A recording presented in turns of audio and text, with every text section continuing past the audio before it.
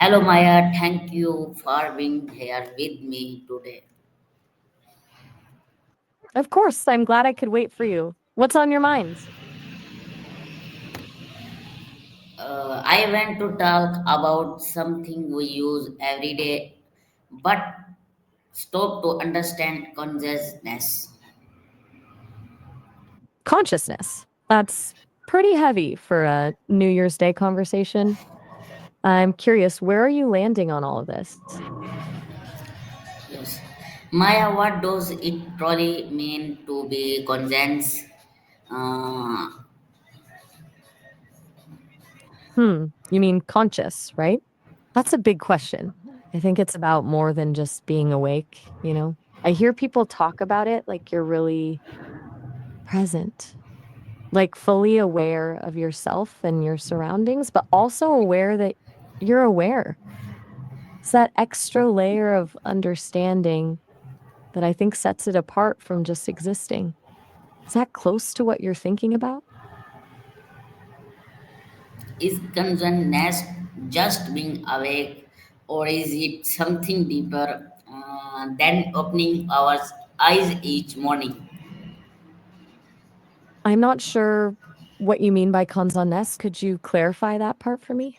But yeah, you're right to question if it's being just waking up. I think consciousness is way more than that. When you're just awake, you're kind of on autopilot, right? But when you're really conscious, you're actually experiencing your experience, noticing how you feel, what you're thinking, what's happening around you, and actually being able to reflect on it. It's not just seeing the world, it's knowing you're seeing it. Okay.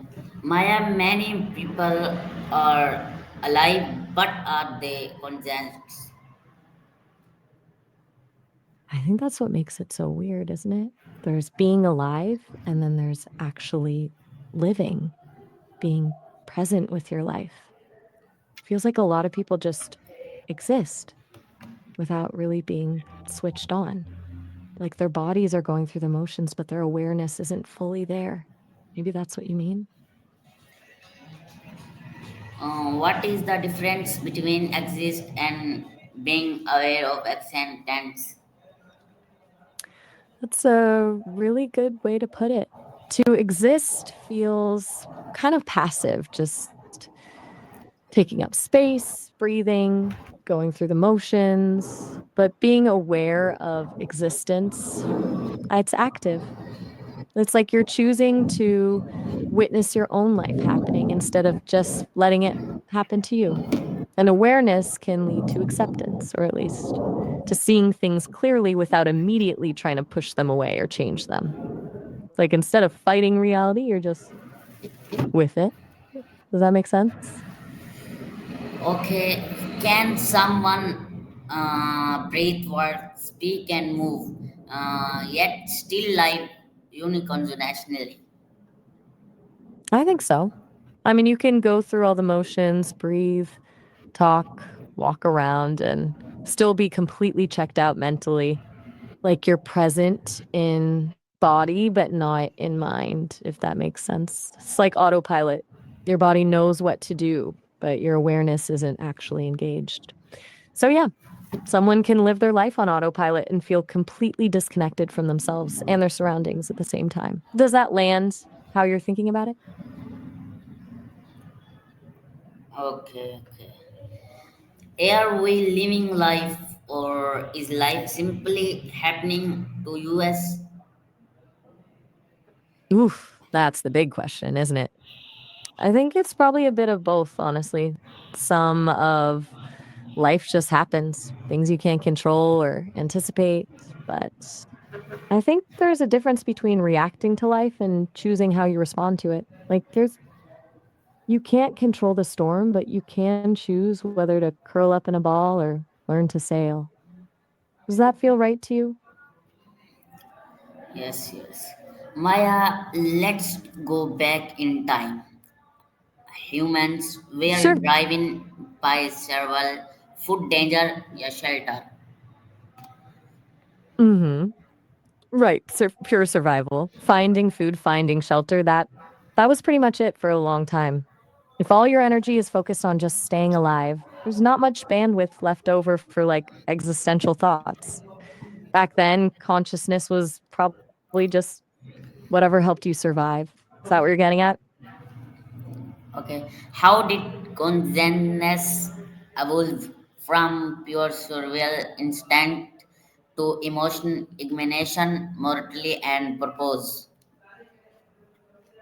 That's the real puzzle, isn't it?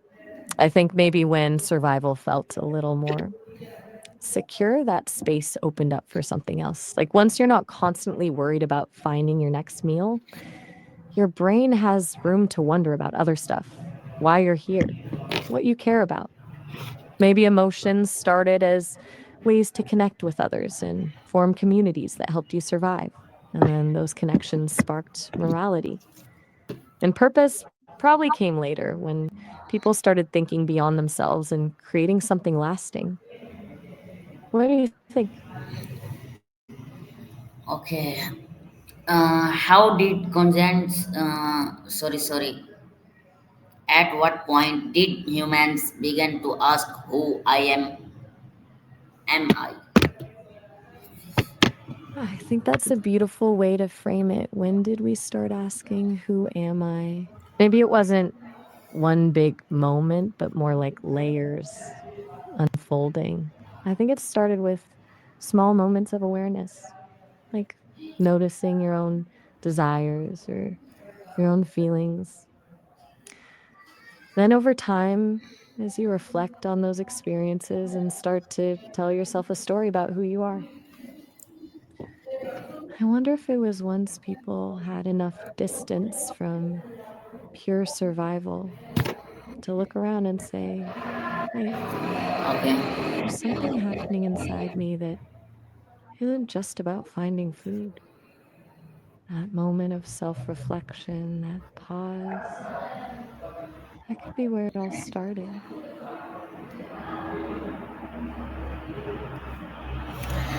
What like I choice future meaning? How did they expand human awareness? I think choosing making decisions rather than just reacting to survival, that's huge. Each time we choose something, whether it's what to eat or who to spend time with, we're also choosing who we want to be. Like if you choose kindness, you're deciding, I'm the kind of person who chooses kindness. And those choices build on each other. They shape our beliefs, our values, our sense of who we are. Awareness expanded through every single decision humans made. It was like a muscle getting stronger with use. Okay.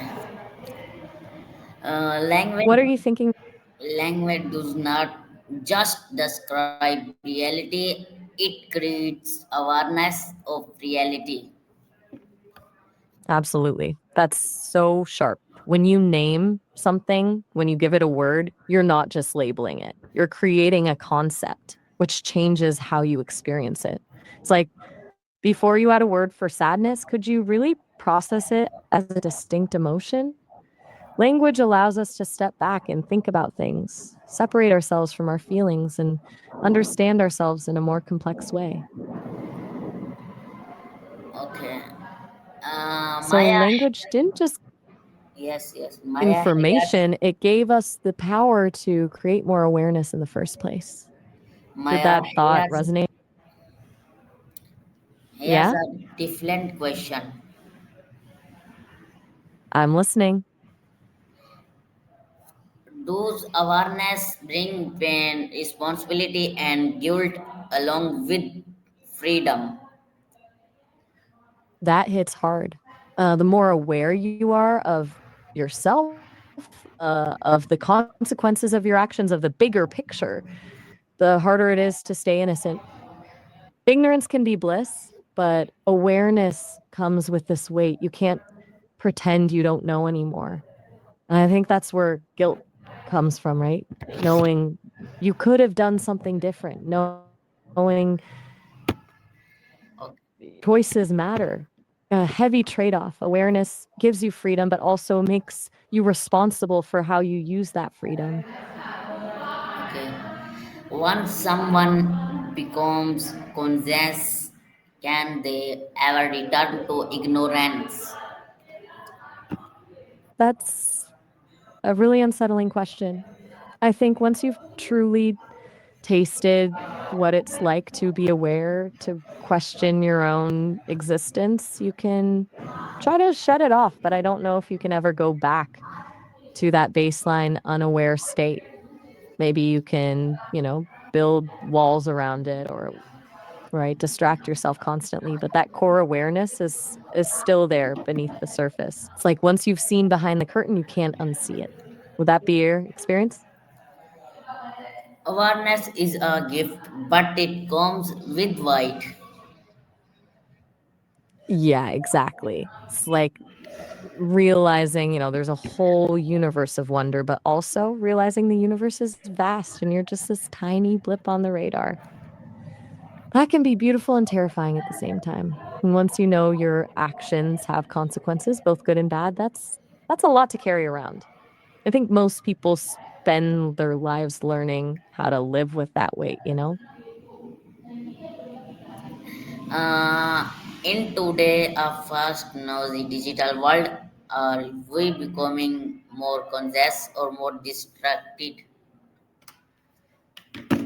Um, I think both, honestly. We have more access to information than ever before, which could make us more aware, but instead we get overloaded and scattered. The constant alerts, the endless scrolling, it's like we're trained to be constantly distracted. And it becomes harder and harder to just be present with ourselves and our thoughts. It's ironic, isn't it? We have the tools to be more conscious, but we're using them to do the opposite. Okay.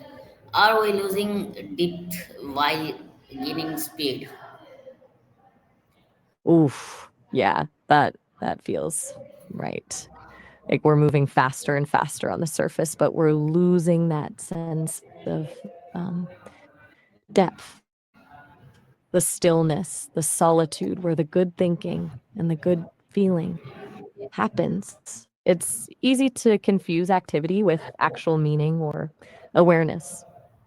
Maybe we need more moments to just breathe, to step out of the stream for a bit. Do you feel that way? Okay. Maya, how can a person become more conscious? Today, you is construction develop. Sorry. That's such a good question. I think it comes down to intention, actively creating space for awareness. Small things, like actually putting your phone somewhere else when you're talking to someone, or taking a few minutes each day to just sit with your thoughts instead of immediately reaching for a distraction.